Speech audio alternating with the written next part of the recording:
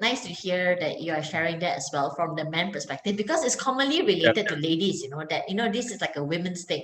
If you become a mother, you're going to lose your career. You cannot be a mother Sure. and be an entrepreneur at the same time. And that kind of sucks in some way, really. Because who says only men can work, right? I mean, this is 2021, for goodness sake.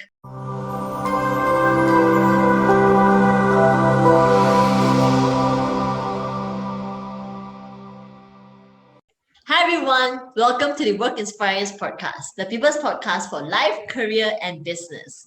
So, with International Women's Day around the corner, and this year's theme is Choose to Challenge, which essentially reminds everyone to challenge biasness and to strive for a more inclusive environment, both for men and women. I am personally in love with this year's theme because, like what Michael Jackson said or sang, it starts with the man, or in this case, both men and women, in the mirror. So, for today's podcast, we're going to be having conversations about things you may not have noticed happen frequently to yourself or to the people around you. All right. Hi everyone. Let's talk about, you say choose to challenge, right? So I choose to challenge limiting belief. That's what's happening right now, not only for female but male also. So I'm going to talk about the male perspective. I respect the female I leave it to Mel. So the limiting belief that is often uh, used, or people having right now, is to choose either career or family. you know this limiting belief is often for female, right? but Yeah. but to be honest, I'm facing it right now in my own life, and I'm a guy. I need to choose whether to focus on my or choose my career or my family. And it's very important to know that the decisions that you make is crucial. For me it was tough because my mom is ill. She is going through a lot, so I need to take care of my mom at home and everything like that. And I also need life. I need to manage my career. A lot of things need to juggle, right? So so I was thinking, like, yes, I'm also facing it. And do I need to sacrifice something, or do I need to choose one side of the spectrum? But I would say this: it is possible to have both in your life, career and family. Which is the most important thing for me. What I learned from this is you must need the right support system. The support system in your life is crucial when things like this happen. Support system can be your friends, your family, your partners. For my case, is these two amazing people in this room right now. Really, I love you guys to bits. You all really understand, and you are always there to support me. Without you guys, I don't know. I think I will go crazy. You know, but the right support system is always important, so that you can juggle both things, and the people who are supporting you can take roles or whatever when it's needed. So yeah, that's the limiting belief. It is possible. Sum it up. It is possible to have career and family at the same time with the right support system. Yeah, I completely agree. And nice to hear that you are sharing that as well from the man perspective because it's commonly Yep. related to ladies, that this is like a women's thing. If you become a mother, you're going to lose your career. You cannot be a mother Sure. and be an entrepreneur at the same time. And that kind of sucks in some way, really. Because who says only men can work, right? I mean, this is 2021, for goodness sake. But end of the day, I think one thing I'd like to emphasize for all ladies and men out there is it's a choice. It's a Yes. choice. So make sure that if, let's say, there's nothing wrong becoming a homemaker or full-time housewife or a mother or father or a home father for that matter, there's nothing wrong. You just need to make sure that the decision is yours and not forced onto you. So have the conversation and make the decision for you. Correct. Great. So, I like how you guys are summing up the whole limiting belief that we must choose between career or family. I have this one more thing to add. Before this, choosing career or family is generally related to fear, and normally we have this one fear or limiting belief. So I must say is that I do not have what it takes. I can't do this. I can't handle this. So I've been reading this book. It was a gift by a HR itself from another company. So it was feel the fear, do it anyway. So the most deepest fear or most people's limiting belief for us is that we can't handle what's going to happen to us. That limiting belief is that I do not have what it takes. But for a fact, for even for youngsters, for me, I'll touch on youngsters personally, which is out there, at least 50% of the world, or a lot of people, a lot of us are using only whatever you have, which is your 50% of your knowledge, and earning so much more while you are sitting there fearing, doubting, and having that limiting belief. So just imagine that people are actually earning from whatever you have with just 50% of your knowledge. That is super, super duper scary. Okay, I think just to emphasize on your point, right? That all this coming up to all these limiting beliefs, right? Whether it's a family, career, self-doubt, or even fears that you have, like what Jason mentioned. A key thing to ask yourself is number one, what is the limiting belief that you have? So let's go back to action. Like we all at work inspires, we're all about hacks and actions, anyways. So let's talk about action steps. So first thing is to ask yourself, what is something that's holding you back? Number two, going back to the team, choose to challenge. What is that limiting belief that is holding you back? You're going to challenge for the year. I mean, we're only in March, so you still have the remaining of the year to go for it. So challenge that one limiting belief. And then last but not least, focus on taking action in overcoming that. It's not going to be easy, yes, but like what Asa mentioned, have the right support system. And Jason said, maybe get some mentors and friends that could be able to help you through it, share with people, and then move past this. So right now, back to the theme of International Women's Day, I'm going to dive a bit into something I've seen for a lot, but people don't notice it. It's called unconscious bias. In other words, we are biased against gender without knowing that we are biased. I'll tell you what happened. So I noticed this with the recent scene. Why? When the man, future son-in-law, goes to a lady's house, and they are after the reunion dinner and things like that, they offer to clear the dishes. The mother or the host tend to say that it's okay, you are the guest. But when a lady go to the future mother-in-law's house, they're expected to clear the plates because you're going to be the future wife, right? And if you do, you're a good wife.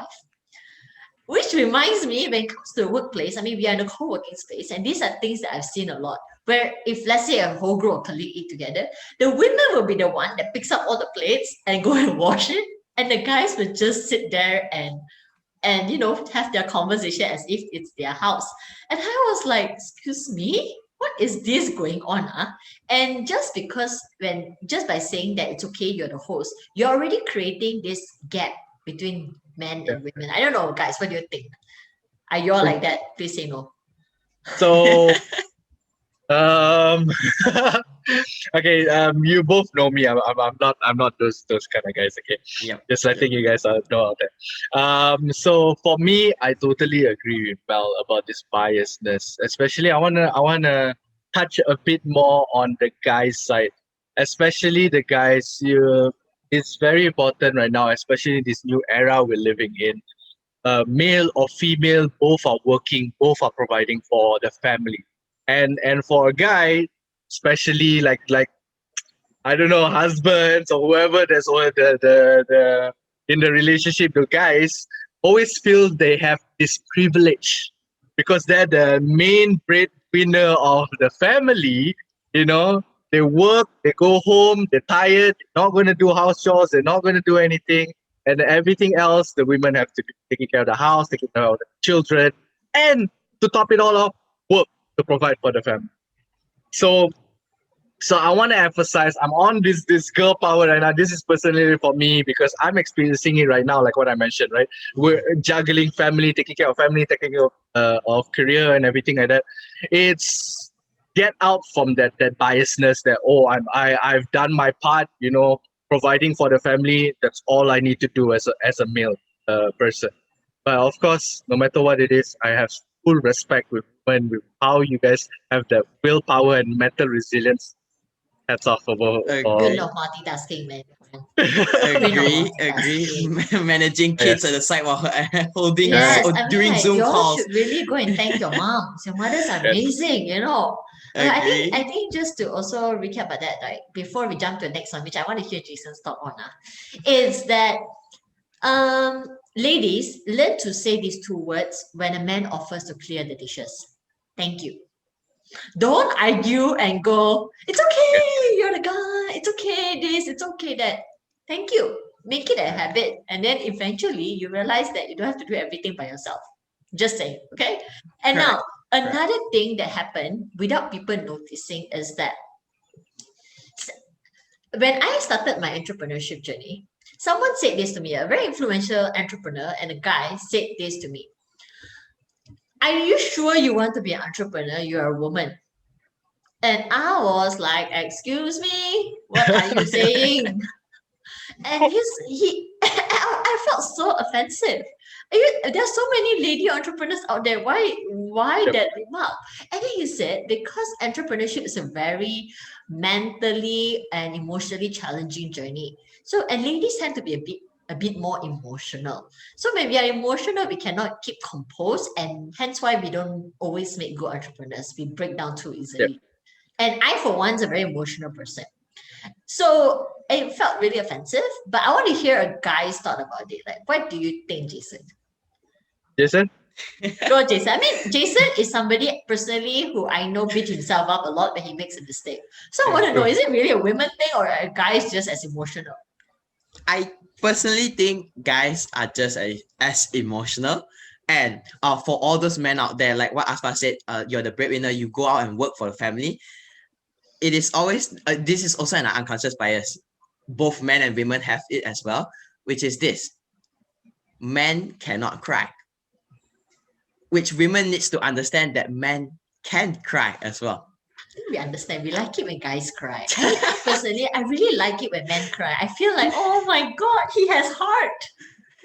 But the problem is when most of us, when men, we are in stress, especially throughout entrepreneurship journey, we face struggles, we face rejection. What happened is when we go back, the significant other will always say, "Why are you so stressed? I thought you're fine. I thought you are stable. I thought you are capable." So that is the unconscious bias also doesn't apply to women. So that's why we actually choose to challenge this where it happens to men as well.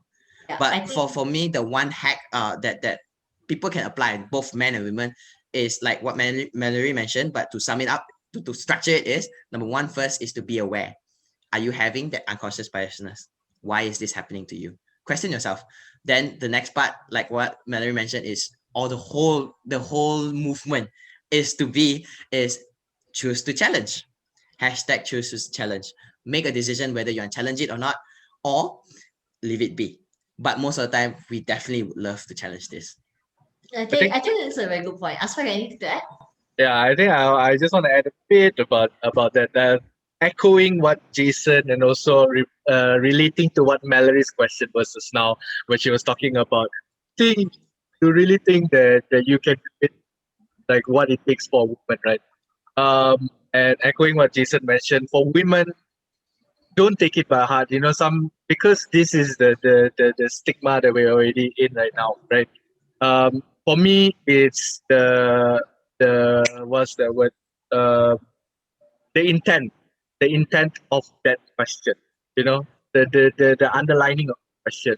Put aside race, gender. Put that aside. For women, if you get those kind of questions, think about the intention of that question and challenge. Choose to challenge and prove to them that they are wrong, not as because you are a woman, but because you can do it.